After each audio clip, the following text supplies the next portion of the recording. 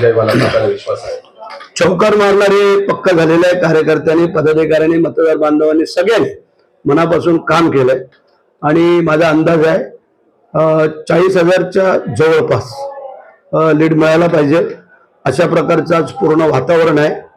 त्यांनी जे काय वातावरण तयार केलेलं ते सगळं मागं पडलं आणि आमच्या कार्यकर्ते, पदाधिकारी, मतदार बांधव यांनी रेकॉर्ड केला की मुंबई, ठाणे, पुणे, गुजरात इथले अगदी जी आम्ही तयारी केली होती त्या अपेक्षेपेक्षाही चांगला प्रतिसाद त्या लोकांनी दिला आणि ते आले आणि मला आता खात्री आहे की विजय आपला निश्चित आहे.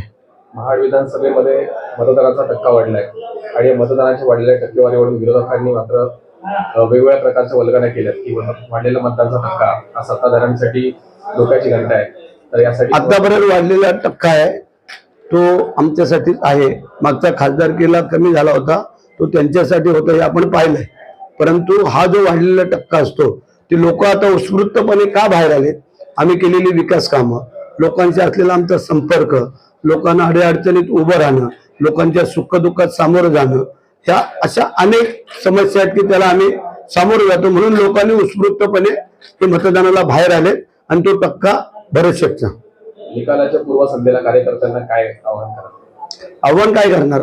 जे आतापर्यंत 3 वेळेला गेले तेच आव्हान. आपल्याला निवडून जे देणारे मतदार बांधव आहेत त्यांचे पहिले आभार, कार्यकर्ते जे काम करतात त्यांचे आभार. कारण आपल्याला कल्पना असणं गरजेचं आहे की कार्यकर्त्यांनी जर घरोघरी पोचले नाहीत, त्यांना कन्व्हिन्स केलं नाही, त्यांना समजवलं नाही तर मग मतदार बांधव संभ्रमात असतात. म्हणून पहिले आभार कार्यकर्त्यांचे, पदाधिकाऱ्यांचे असं आहे.